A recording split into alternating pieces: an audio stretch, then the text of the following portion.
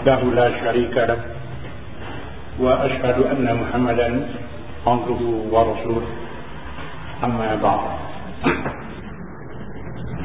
Para hadirin yang dimuliakan Allah Subhanahu wa taala.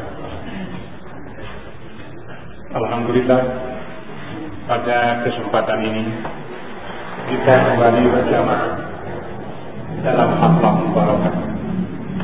Semoga berjamaahnya kita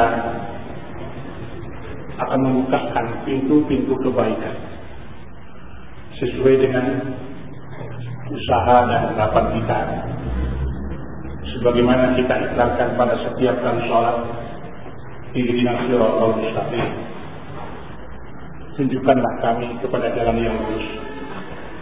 Bukan berarti kita belum mendapatkan petunjuk, namun penuh harapan ada petunjuk yang ada pada diri kita tidak berpaling dari arah dan tujuan yang lurus.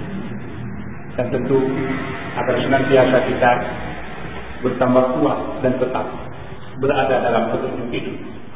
Inilah di antara makna ihdinas siratal mustaqim.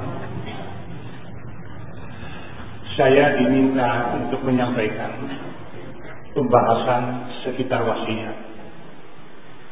Sebetulnya masalah ini adalah masalah yang sangat berat di kalangan para ulama tafsir atau ulama fikih. Tetapi barangkali kita coba-coba, mudah-mudahan tidak menyeluruh, namun bisa sampai kepada sasaran yang diharapkan. Sebetulnya kalau kita perhatikan urutan ayatnya, bukan dari faraid dulu, bukan dari warisan dulu, tetapi dari wasiat dulu. Kemudian dari wasiat baru kepada warisan atau kepada hukum-hukum faraid. Hari ini terbukti ketika turun ayat yang berhubungan dengan wasiat. Maka tentu wasiat pun itu ada beberapa macam. Pertama, wasiat yang biasa disebut dengan wasiat dini.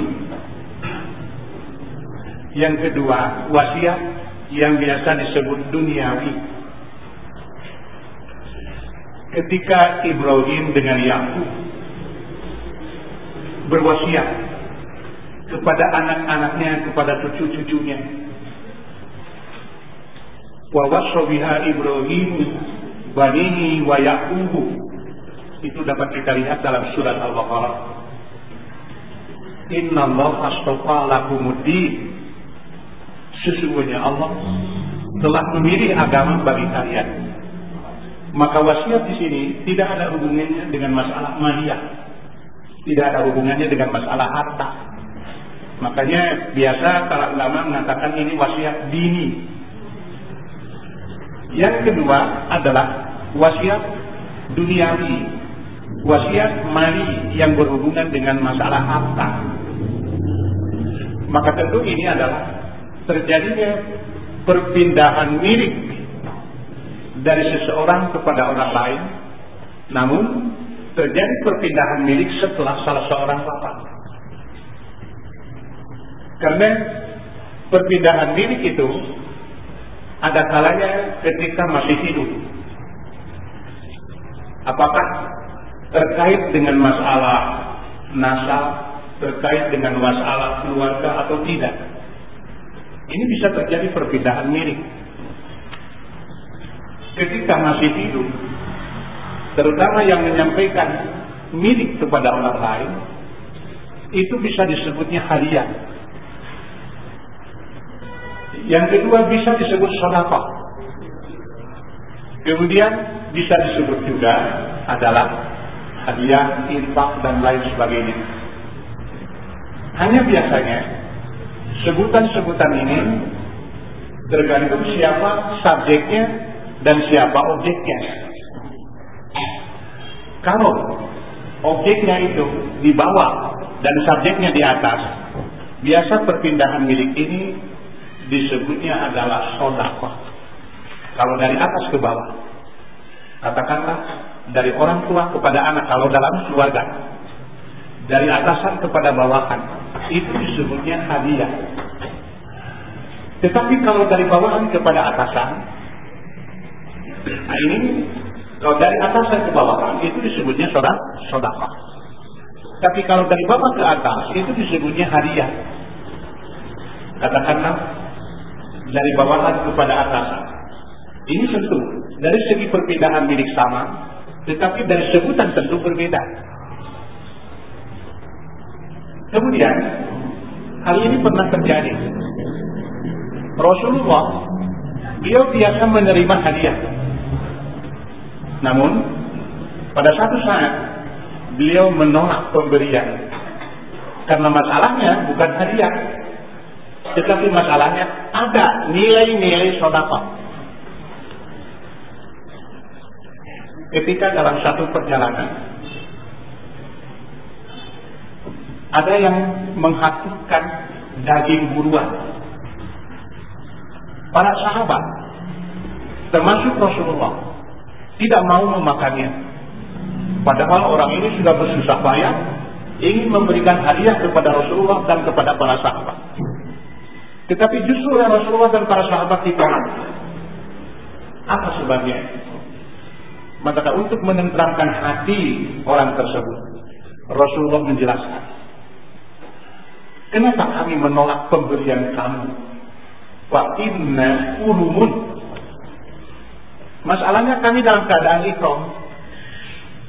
Sedangkan engkau berburu itu sengaja untuk memberikan kepada kami yang sedang ihram. Nah di sini menunjukkan bahwa ada hadiah yang tidak boleh diterima karena keterkaitannya dengan faktor-faktor luar. Di antaranya adalah yang berhubungan dengan ihram. Apakah ihram umroh ataupun ihram haji, meskipun orang ini tidak berburu, tetapi ada orang yang berburu sengaja untuk diberikan kepada orang yang sedang ihram, maka yang seperti ini termasuk pemberian yang tidak boleh diterima. Apabila demikian, ternyata bahwa pada suatu saat terjadi perpindahan milik, itu asalnya dilarang dalam agama. Katakanlah, kalau kopiah saya ada pada orang lain, maka ini hukumnya haram. Kenapa kopiah saya ada pada orang lain? Inilah yang pernah disampaikan oleh Rasulullah dalam khutbah wada, dalam khutbah di Mina, dalam khutbah di Arafah. Sengaja disampaikan dalam peristiwa yang sangat penting. Rasul menyatakan, fa inna dima'akum, sesungguhnya darah, wa amwalakum harta, wa a'radakum dan kehormatan kalian, alaikum haramun, adalah haram atas kalian. Di sini menunjukkan bagaimana kewajiban menjaga dan memelihara kehormatan seseorang. Kehormatannya saja wajib dipelihara. Tetapi pada satu saat begitu mudah, begitu murah kehormatan seseorang diganggu oleh orang lain. Apapun nama dan caranya, hanya yang jelas, yang seperti itu adalah mengganggu kehormatan orang lain, mengganggu darah orang lain, mengganggu harta orang lain. Maaf ya Pak, misalnya dalam keluarga ada seorang suami yang begitu mudah, ringan tangannya, sepiranya bawa pipi istri sampai berdarah. Apa kira-kiranya tidak akan kena kepada ancaman yang seperti ini? Kalau kita perhatikan, fa inna dima'akum, sungguh darah kalian. Atau seorang istri begitu mudah ada masalah, sepira di korowot itu bagi suaminya sampai berdarah. Apa kira-kira tidak akan termasuk kepada ancaman ini? Begitu kehormatan dalam Islam dijaga dan dipelihara. Sebab ternyata kalau kita perhatikan bagaimana perjalanan butir-butir darah yang panjang perjalanannya. Butir-butir darah itu memerlukan waktu yang lama dan panjang.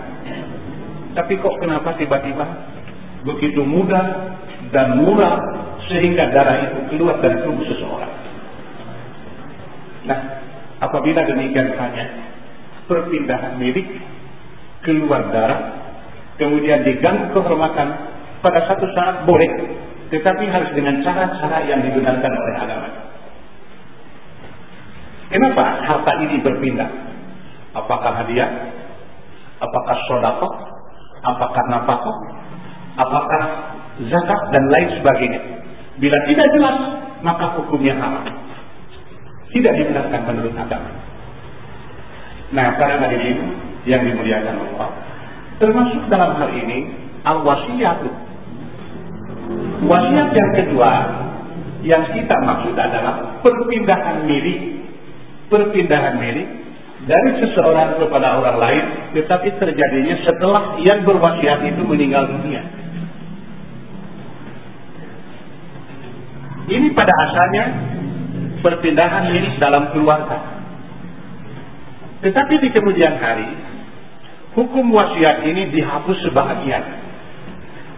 Dihapus sebahagian yang biasa dikenal dengan am dan taksis. Jadi kalau dihapus hukum itu sebahagian, dalam bahasa agama disebutnya taksis. Tapi kalau dihapus secara keseluruhan, itu disebutnya nasikh mansukh. Maka al-wasiyatu dihapusnya tidak secara keseluruhan, tetapi sebahagian. Dalam arti tetap berlaku, hanya kepada siapa berlakunya hukum wasiat itu, dan bagaimana caranya wasiat kepada seseorang dan seseorang. Kalau kita perhatikan di sini, di dalam surat Al-Baqarah, a'udzubillahi minasyaitonirrajim, kutiba 'alaikum idza hadara ahadakumul maut in taraka khairanil wasiyatu lil walidaini wal aqrabin bil ma'ruf haqqan 'alal muttaqin. Faman baddalahu ba'da ma sami'ahu wa inna ma ithmuhu 'alal ladzina yubaddiluna innallaha sami'un 'alim. Faman khafa min musin janaban aw ithman fa aslaha bainahum fala ithma alaih innallaha ghafurur rahim. Inilah yang biasa dijadikan dasar hukum wasiat pada asalnya.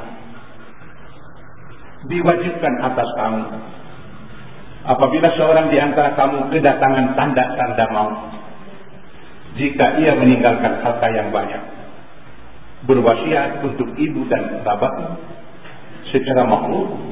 Ini adalah kewajiban atas orang-orang yang bertakwa. Jadi pada pokoknya di sini dikatakan ada wasiat untuk ibu dan bapak dan ada wasiat untuk kaum kerabat. Tetapi di kemudian hari ternyata ibu dan bapak adalah termasuk orang-orang yang mendapatkan warisan. Sedangkan aqrabin, mereka itu adalah termasuk yang tidak mendapatkan warisan. Siapa yang dimaksud kerabat ini? Para ulama sepakat. Yang dimaksud dengan kerabat itu adalah mereka termasuk nasab, tetapi tidak termasuk ahli waris. Atau dia termasuk ahli waris, tapi terhalang oleh ahli waris yang lebih dekat. Katakanlah anak dari mayit kebetulan punya cucu, maka tentu anak dan cucu ini termasuk nasab. Pada asalnya kedua-duanya termasuk ahli waris, tetapi karena ada yang lebih dekat adalah anak, maka cucu termasuk ahli waris yang terhalang. Nah, inilah barangkali yang termasuk aqrabin. Sehingga nanti pada satu saat ini yang terjadi di kalangan para ulama. Dalam satu keluarga punya anak katakanlah 4. Salah seorang dari yang 4 ini sudah wafat, tetapi ada cucu dari yang wafat itu. Tetapi tetap cucunya itu tidak akan dapat warisan karena terhalang oleh 3 orang anak yang wafat. Dalam hal inilah nanti diberlakukan yang disebut wasiat. Bagi siapa? Lil aqrabi, wasiat bagi kaum kerabat.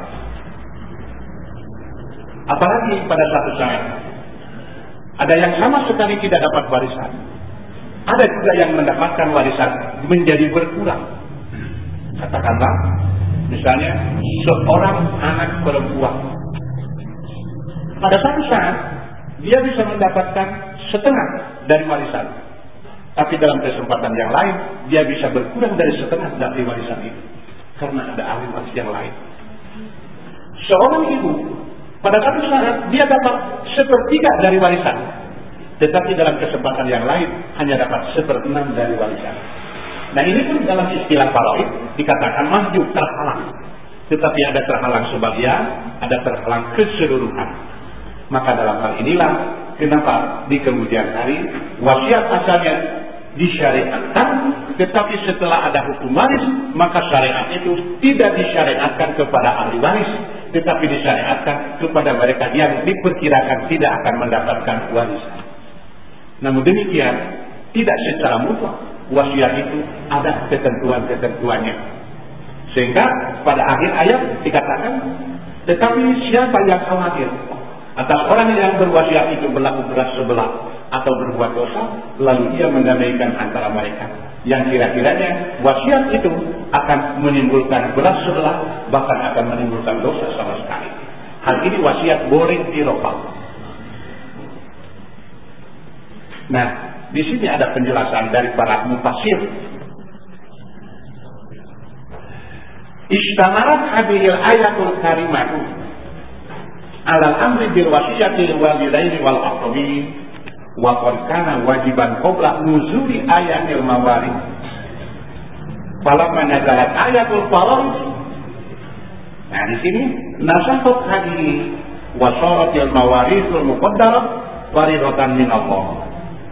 Ayat ini mencakup perintah berwasiat terhadap ibu bapak dan kaum kerabat, dan hukumnya wajib pada asalnya wasiat itu. Sebelum turun ayat warisan, jadi menunjukkan urutannya wasiat dulu, kemudian baru ayat yang berhubungan dengan warisan. Maka tatkala turun ayat faraid menghapus ayat ini, artinya hukum faraid menghapus ayat wasiat. Dan jadilah warisan tertentu itu sebagai kewajiban dari Allah. Dan justru ini yang sering jadi masalah di kalangan keluarga. Kenapa? Terutama seolah-olah ada ketidakadilan. Misalnya, kenapa anak laki-laki pada satu saat mendapatkan 2 bagian? Kenapa anak perempuan mendapatkan 1 bagian? Pertama, karena dihadapi dengan perasaan. Yang kedua, dia tidak terpikirkan bahwa dari ini dia dapat 1 bagian, tapi dari sisi yang lain dia tetap mendapatkan 2 bagian. Kenapa? Karena anak perempuan itu suaminya kan laki-laki. Suaminya laki-laki. Jadi dari bapaknya dia dapat 1 bagian, tapi harus diingat bahwa nanti suaminya akan dapat 2 bagian dari bapaknya. Kemudian tidak terpikirkan lagi lebih panjang. Kalau anak laki-laki mempunyai kewajiban memberi nafkah, tetapi anak perempuan tidak ada kewajiban untuk memberi nafkah dalam keluarga, jadi tidak mustahil yang mendapatkan 2 bagian anak laki-laki dalam waktu yang relatif singkat habis. Kenapa? Karena dia wajib memberi nafkah. Tetapi anak perempuan kan tidak ada kewajiban nafkah. Tidak mustahil akan bertambah yang hanya 1 bagian itu. Kemudian, kenapa tidak diperhatikan yang lain? Kita buat perbandingan.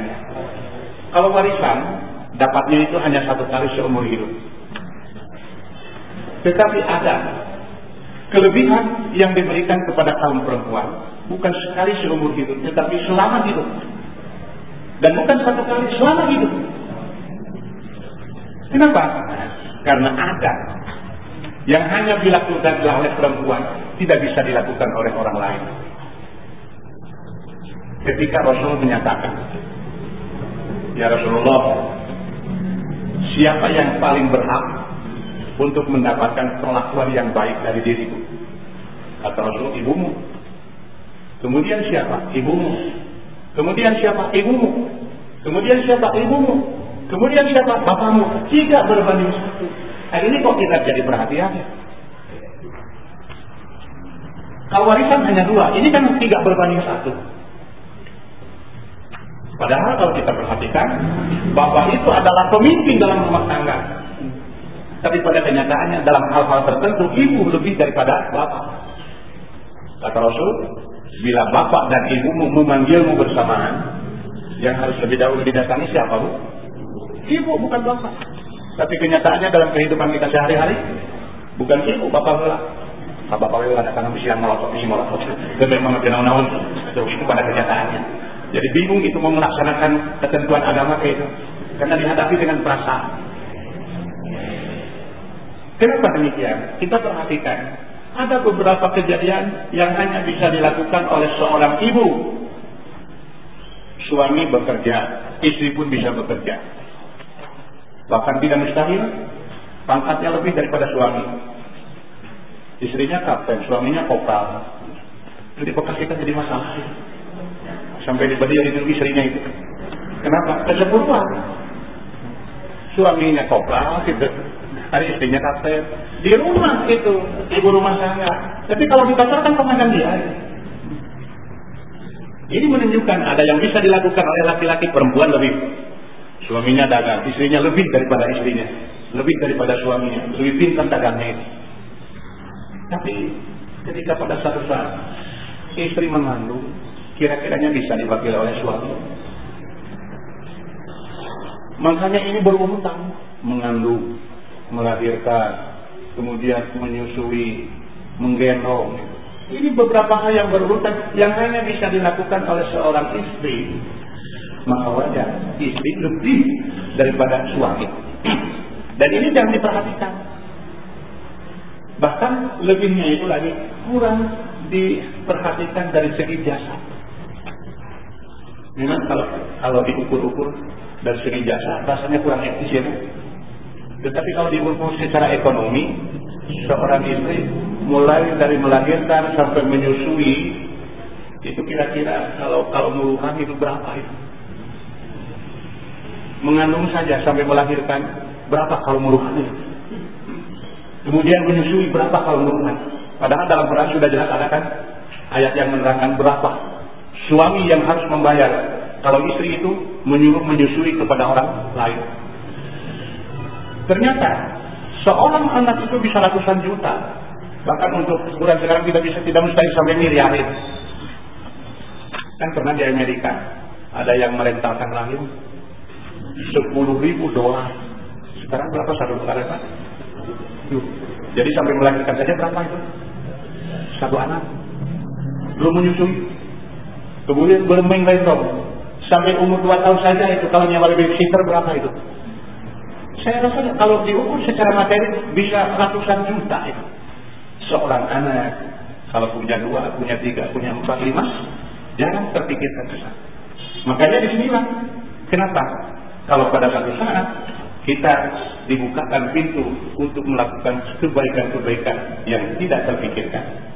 Makanya saya nanti di sini kalau berhubungan dengan warisan, sebelum dibagikan warisan, kalau seorang suami istri wafat, itu diperhitungkan berupa jumlah nilai peninggalan dari hasil kerjasama suami istri. Bukan gonogini ini, tetapi saham yang dalam bahasa agama disebutnya syirkatul abdan, kerjasama mulai dari berumah tangga sampai wafat. Suami berapa menghasilkan, istri berapa menghasilkan, bagi persentase. Tidak mustahil istri lebih besar persentasenya daripada suami. Seperti tadi istrinya kapten, itu suaminya kopral, menyatu dalam rumah tangga. Tentu saja hasil kekayaan ini istri lebih besar daripada suami. Bahkan minimal itu saya sering membagikan itu istri 40%. Kalau tidak kerja, dalam arti tidak kerja mencari harta. Tetapi umumnya suami istri itu diambil 50-50, namun itu tidak termasuk gonogini itu, tetapi syirkatul abdan, dan inilah yang telah diberlakukan dalam kompilasi hukum Islam di pengadilan agama. Jadi 50-50, suami 50, istri 50. Nah, barulah wasiat yang diberikan itu dari yang 50%, bukan dari keseluruhan. Kenapa? Karena dari siapa wasiat itu diberikan? Mustahil wasiat diberikan kepada yang masih hidup. Tentu diberikan itu kepada yang sudah meninggal, dan dari yang meninggal, maka baru itu dikatakan wasiat. Makanya di sini, kenapa? Pada asalnya harta itu harus ke bawah kepada nasab. Dan itulah demikian ketentuan waris dalam Islam. Ke bawah dulu. Kalau ke bawah tidak ada, baru ke atas. Ke bawah tidak ada, ke atas tidak ada, baru ke samping. Makanya kepada anak dulu, kepada cucu dulu, baru kepada bapak, kepada ibu dan nenek. Bila tidak ada, baru ke arah samping, kepada saudara yang wafat, ataupun kepada ahli waris dan lain sebagainya. Di sini barangkali kita perhatikan ketika seorang sahabat An-Nasah dan Qala, sesungguhnya Sa'ad berkata, "Ya Rasulullah, wahai Rasulullah, sesungguhnya saya mempunyai harta yang banyak dan tidak ada yang akan mewarisiku kecuali anak perempuanku. Hanya punya anak satu. Ini ahli warisku. Apakah saya boleh berwasiat dengan 2/3 harta ini?" Beliau berkata, "Tidak atau jangan." Dia berkata, "Kalau setengahnya?" Beliau menjawab, "Jangan." Dia bertanya, "Bagaimana kalau 1/3?" Beliau menjawab, 1/3. 1/3 pun itu banyak. Sungguh, jika kamu meninggalkan ahli warismu dalam keadaan kaya, lebih baik daripada meninggalkan mereka dalam keadaan fakir, meminta-minta kepada manusia. Nah, di sini menunjukkan bahwa pada asalnya harta itu turun ke bawah. Menunjukkan bahwa wasiat itu dihapus sebahagian, tidak dihapus keseluruhan. Ini berdasarkan sabda Nabi Shallallahu Alaihi Wasallam. Pada hadis berikutnya beliau menyatakan, "An Abi Umamah." Dari Abi Umamah qala berkata, "Sami'tu Nabi Shallallahu Alaihi Wasallam yaqul." Saya mendengar Rasulullah Nabi Shallallahu Alaihi Wasallam bersabda, "Inna Allaha qad a'ta bihaqqin haqqan."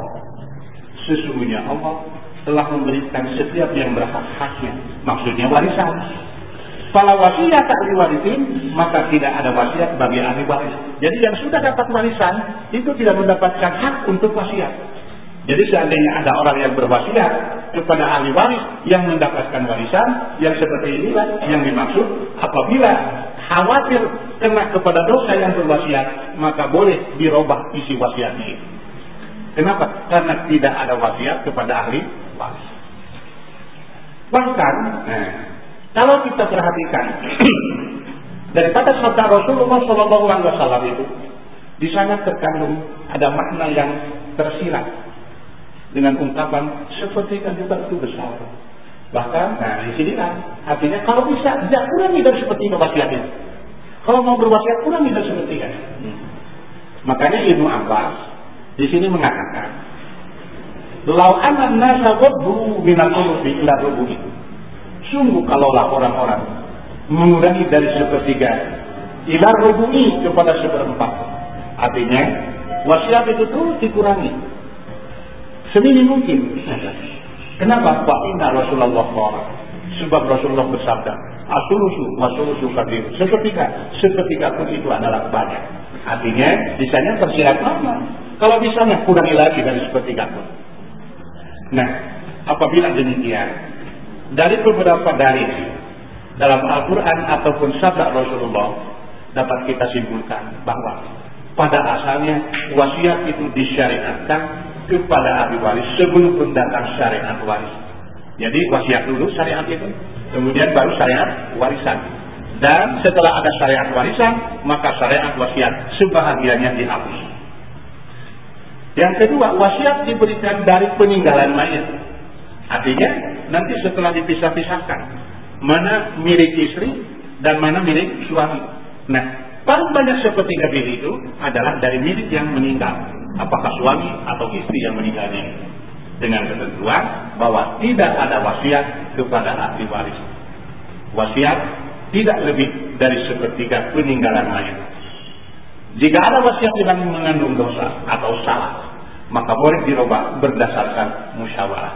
Nah, ini barangkali beberapa masalah yang ada sekitar masalah wasiat. Tentu hal ini adalah merupakan peringkasan-peringkasan dari keseluruhan yang berhubungan dengan hukum wasiat. Barangkali insya Allah nanti bisa dikembangkan dalam pertanyaan bila ada yang kurang jelas. Aku lupa ada wa astagfirullah di malam.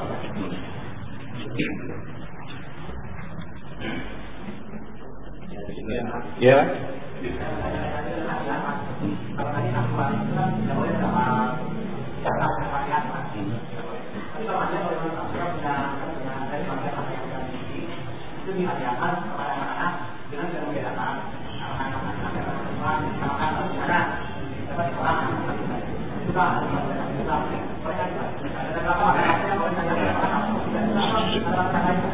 Seperti kita bahas tadi, bahwa hadiah itu adalah perpindahan milik ketika yang memberikan hadiah masih hidup. Itu namanya hadiah. Dan kepada yang masih hidup. Dengan catatan, ahli waris harus setuju. Jadi seandainya ahli waris itu setuju, maka sah-sah saja hadiah itu. Ketika satu saat, ada seorang sahabat yang memberikan hadiah kepada salah seorang putranya. Anak-anak yang lain tidak ada yang diberi. Kemudian anak yang lain ini datang kepada Rasulullah. Rupanya itu si ibu kebetulan yang memberikan hadiah itu ibunya mengikuti anaknya datang kepada Rasulullah sambil mengikrarkan, ya Rasulullah, aku mohon kesaksian. Waktu itu Rasulullah setelah mendengar pertama anak-anaknya tidak setuju, kemudian ternyata bahwa tidak seluruh anak-anaknya diberi, Rasul menyatakan, aku tidak mau jadi saksi yang tidak adil. Nah, dengan pernyataan ini menunjukkan bahwa kalau hadiah boleh-boleh saja, tetapi dengan catatan semua ahli waris harus setuju. Ya. Ya. Kalau kita lihat, hadiah itu tidak ada batasannya, tetapi dengan catatan bahwa hadiah itu jangan sampai menghindarkan diri daripada hukum waris. Nah, itu saja itu. Jadi jangan jadi helah bahwa ini untuk menghindarkan hukum waris. Ya, itu. Jadi sewajarnya saja.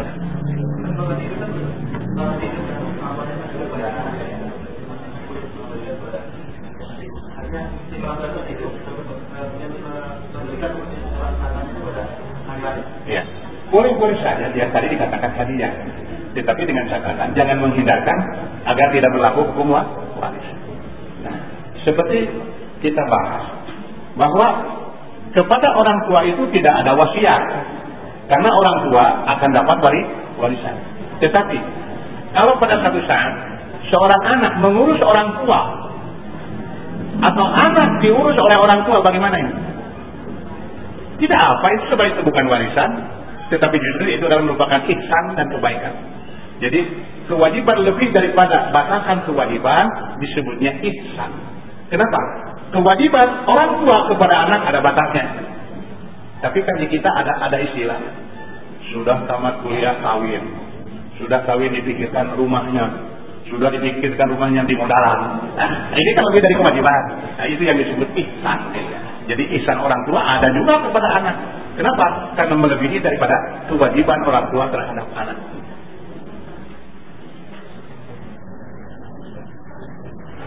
Ya udah.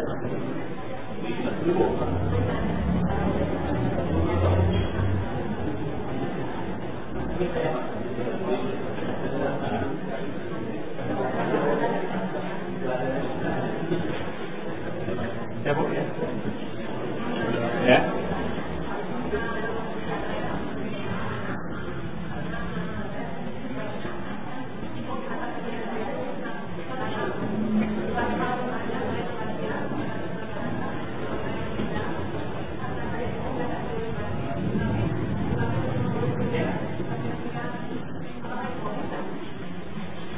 Jadi maksud ibu berwasiat bahwa harta peninggalan ibu jangan dulu digunakan, dibagikan sebelum baik. Saya tanya dulu, ketika seseorang meninggal, harta itu milik siapa? Nah, jadi bukan harta yang meninggal ya. Ketika seseorang meninggal, harta itu kan tidak ada yang memiliki. Sudah bukan harta ibu, tetapi kembali lagi kepada yang memberikan harta. Maka kepada siapa? Segera berikanlah kepada haknya. Tadi dikatakan bahwa innallaha qad a'ta kulli haqqin haqqahu. Sesungguhnya Allah telah memberikan hak kepada setiap yang berhak. Nanti tentukan siapa yang berhak. Hanya tentu nanti yang mendapatkan hak ini harus memperhatikan pula ibunya ketika dia masih diperhatikan oleh anaknya yang wafat. Itu barangkali. Jadi nanti jangan sampai terjadi harta orang lain termakan oleh ibu itu. Kan akan terjadi begitu. Jadi ketika harta itu tidak dibagikan, mau tidak mau akan terjadi hak orang lain termakan. Nah ini yang dikhawatirkan itu. Jadi jangan sampai termakan oleh ibu, termakan oleh yang lainnya. Makanya segera ditentukan haknya. Nanti kalau sudah ditentukan haknya, mau diapakan silakan itu. Mau dihadiahkan, nah itu mau dipakai mengurus ibu selanjutnya tidak jadi masalah. Ya Pak.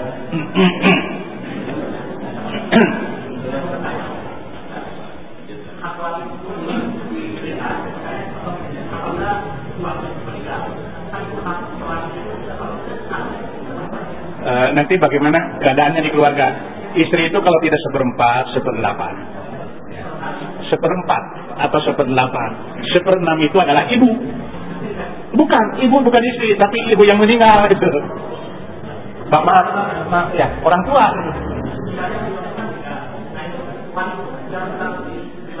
Harus segera. Justru harus segera. Jangan sampai ada hak yang lain termakan oleh seseorang. Makanya itu kalau kita membagikan warisan harus ikrar dulu satu sama lain. Kalau ada hak orang lain termakan oleh yang lain.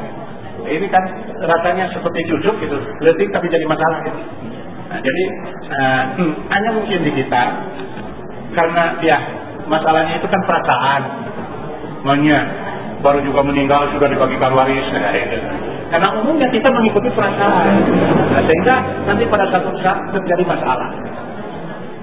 Ini karena banyak kekurangan paham ketika terjadi pembagian waris. Kebetulan suaminya sudah menikah lagi. Jadi seorang suami ditinggal oleh istrinya. Terus kemudian menikah lagi dan ini belum dibagikan. Ketika terjadi pembagian waris, si istri yang baru dinikah itu minta hak. Saya kan istrinya. Oh, saya katakan kalau ibu minta warisan, artinya suami ibu sudah dianggap mati. Kalau warisan itu kan dari yang mati, ini minta warisan. Jadi berarti suami itu dianggap tidak ada. Oh, senang ada. Ini kan suami saya. Iya, warisan itu dari mana? Nah inilah. Jadi sehingga dalam hal ini sering terjadi perbedaan masalah. Seperti istilah tadi ya Pak, istilah ibu dengan istri itu. Ibu dengan istri itu kan di kita sering terjadi masalah istilahnya. Ya istri ibu, ibu istri. Nah itu. Ya. Ya.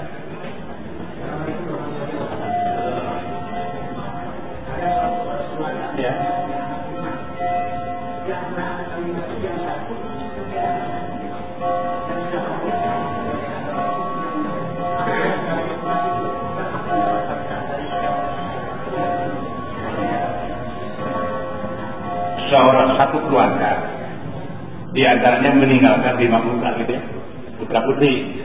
Kemudian salah seorang putra itu sudah meninggal. Oh bisa agama.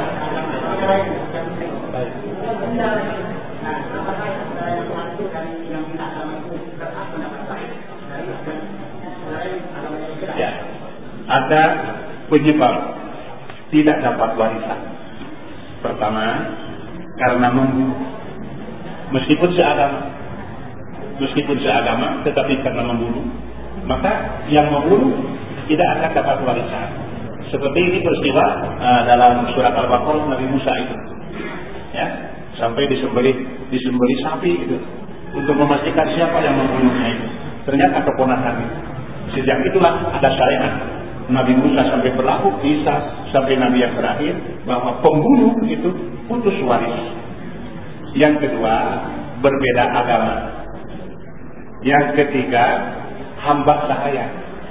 Hamba sahaya dari majikannya tidak dapat warisan, tetapi majikannya bisa jadi ahli waris. Kalau si hamba sahaya itu tidak punya ahli waris, katakanlah A memerdekakan hamba sahaya. Nah, hamba sahaya ini sampai wafat tidak punya ahli waris, maka semua kekayaannya diberikan kepada yang memerdekakan. Tetapi tidak terjadi hukum kebalikan. Kalau tuannya meninggal, dia tidak dapat warisan, tidak. Jadi pertama membunuh, kedua beda agama, dan yang ketiga adalah hamba sahaya.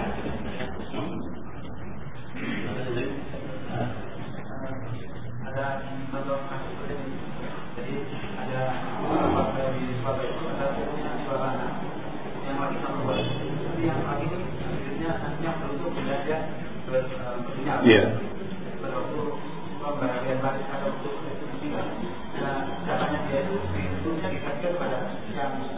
Ya, ya, boleh. Tetapi bukan warisan nilainya. Jadi warisan tetap saja dua berbanding. Tetapi kalau sudah ditentukan ini warisan, kemudian dia berikan kepada adiknya yang tidak mampu, nah itu satu kebaikan dari dia. Jadi tidak jadi masalah. Ya, ya, boleh saja. Seperti misalnya, jangankan begitu Pak. Misalnya sekarang ada saudara perempuan satu, yang lain laki-laki.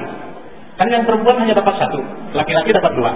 Kemudian setelah pembagian warisan selesai, yang laki-laki sepakat bahwa nanti sebagian dari yang empat itu diambil sebagian, sehingga nilainya sama antara laki-laki dengan perempuan. Ini boleh kalau asal jangan warisan. Nah ini termasuk ihsan, dan kalau dilakukan dengan musyawarah tidak apa-apa.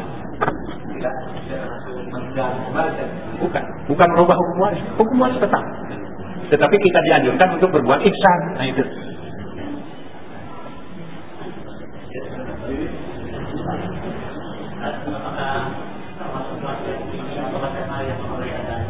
Ada seorang penanya pada saya bahwa ayahnya sebelum meninggal dia mengatakan kalau saya meninggal jangan ditakdirin. Nah nanti bertanya kepada saya, ini boleh saya dilaksanakan pembagian ini? Nah, saya juga ngomong pertanyaan seperti itu. Nah saya lihat dari saya ketahui saya bahwa yang namanya tahlil ucapan la ilaha illallah satu doa. Nah kalau kita meninggal mengucapkan itu berarti akan dijual. Nah ini anak ini berpegang itu kepada pasien sehingga tidak melaksanakan seperti itu doa. Menurut Bapak bagaimana jawaban saya? Begini ya, bahwa seperti pada waktu tadi pembukaan, bahwa wasiat itu ada dua macam. Ada wasiat duniawi dan wasiat juga mali ukhrawi. Wasiat duniawi nanti ada yang berhubungan dengan harta, dengan juga ada wasiat yang berhubungan dengan perintah atau larangan. Dulu di kampung saya ada yang berwasiat, yang kalau abah mau dituturkan ke penang pencak. Kalau di kita sekarang ada dangdut juga. Jadi mau dituturkan ke dangdut itu sampai di kuburan. Itu apa harus kita laksanakan? Wasiat yang mana yang perlu kita laksanakan? Jadi selama wasiat yang seperti itu termasuk kepada yang bertentangan dan termasuk dosa kepada Allah, maka la wasiat. Tidak ada wasiat la ta'ata li makhluqin, tidak perlu taat kepada makhluk dalam rangka maksiat kepada Allah. Nah, barangkali dalam hal ini karena ya pemahaman yang berbeda. Betul, bahwa kalimat la ilaha illallah itu yang akan menyebabkan seseorang menjamin masuk ke surga. Kalau yang mengucapkannya itu adalah yang mati. Kalau sekarang yang mengucapkannya yang hidup, bukan yang mati, bagaimana? Nah ini barangkali bedanya tahlil dengan tahlilan. Jadi kalau tahlil kan diucapkan oleh yang hidup, kalau tahlilan diucapkan untuk yang mati oleh orang yang hidup. Nah itu bedanya itu. Nah, kita diperintah itu tahlil seperti Rasulullah kepada Abu Thalib. Kata Rasulullah, ya ami, qul la ilaha illallah. Ucapkanlah la ilaha illallah. Kalimatan asyhadu indallah. Kalimat yang aku akan bersaksi di hadapan Allah. Bapak engkau pernah mengucapkan. Itulah yang dimaksud dengan la ilaha illallah. Tetapi ya sampai wafat pamannya itu tidak mau mengucapkan.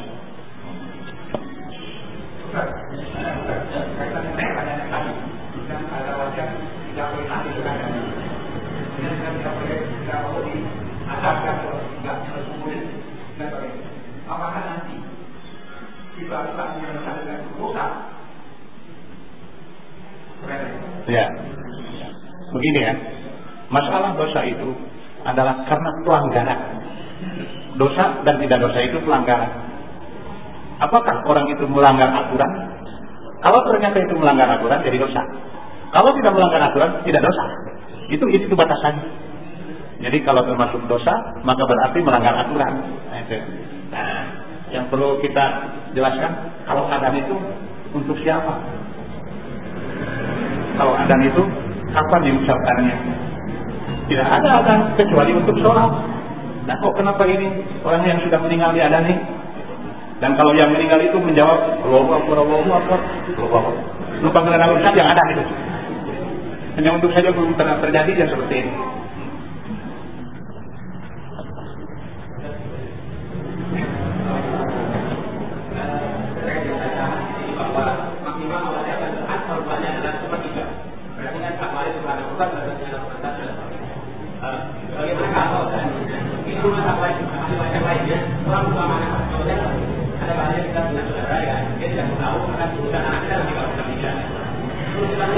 Bolehkah kita menghadiahkan atau kalau ternyata kecamatan tersebut dikatakan tidak berbeda?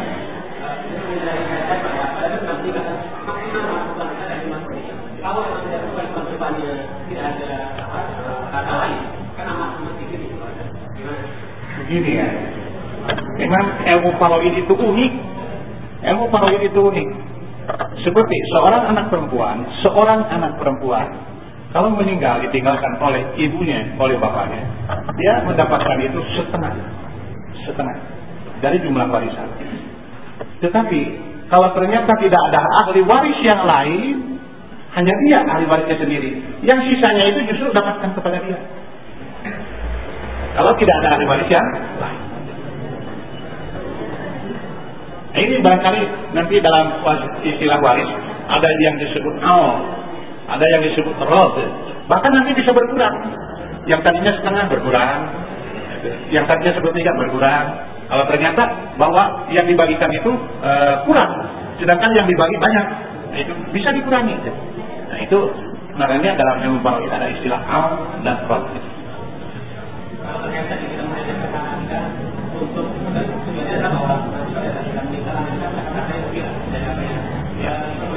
ya seperti saya katakan, yang pokok jangan sampai menghindar daripada hukum saja. Jadi selama tidak menghindar hukum waris, artinya tidak menghabiskan dengan hadiah, silakan kita bawa. Seperti ada yang sahabat tadi menghadiahkan hartanya kepada anak-anaknya sebelum wafat. Ada lagi yang lucu nanti. Ada seorang suami ketika dia akan wafat menceraikan istrinya. Itu terjadi pada zaman Umar ibn Khattab. Secara hukum dohir bukan istrinya kan, karena sudah ditalak. Tetapi Umar sebagai khalifah, sebagai presiden gitu, yang mengatur termasuk masalah kekayaan umat, kesejahteraan umat. Oleh Umar diberi warisan. Kenapa? Karena Umar tahu bahwa dia mencari istrinya itu agar istrinya tidak dapat warisan.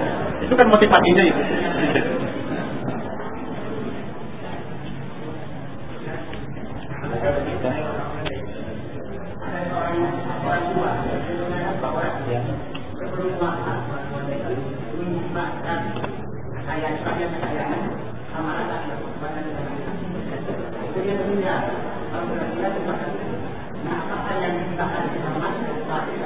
Tidak. Yang dikatakan hibah itu hadiah. Jadi yang dikatakan hibah itu hadiah. Hadiah yang diberikan kepada yang masih hidup oleh orang yang masih hidup. Itu hadiah. Dan biasanya hadiahnya itu biasanya kalau ya luar biasa disebutnya hibah. Kalau itu mah tiap hari kita ayat tukang urut dikasih rokok sabatan, 2 batang, itu bukan hibah itu. Hadiah kan. Jadi hibah pemberian yang luar biasa.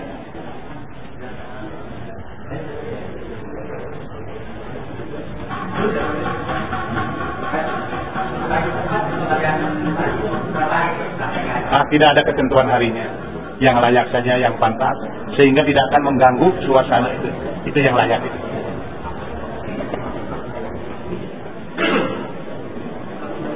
Ya.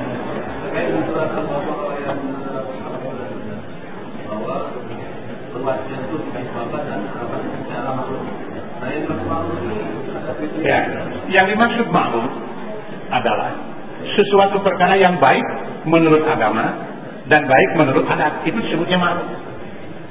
Nah, itu berhubungan biasanya itu adalah dengan kebiasaan yang berlaku dalam satu lingkungan. Makanya nanti ada perbuatan itu ada 2 macam, ada urfi, ada ta'abudi. Ya, misalnya kalau kalau orang kita dipegang kepala itu kan menurut kita itu perbuatan yang tidak baik.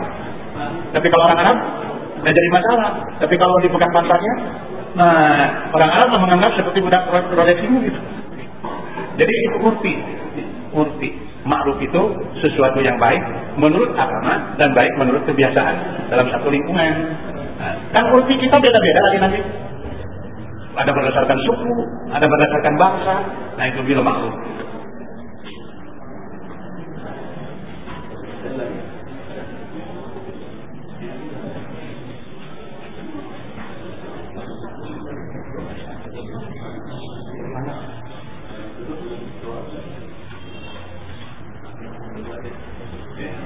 Alhamdulillah, insya Allah mudah-mudahan kegiatan kita ini berkesinambungan di mana saja dan kapan saja, dan semoga menambah hidayah juga menambah keimanan yang ada pada diri kita.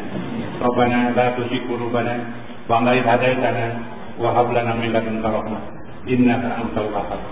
Rabbana innaka jami'un nasi li yaumin la raiba fihi innaka innallaha la yuflihul mi'ad. Rabbana atina fid dunya hasanah wa fil akhirati hasanah wa qina adzabannar. Aqulu qouli hadza wa astaghfirullah li wa lakum. Wassalamu alaikum warahmatullahi wabarakatuh.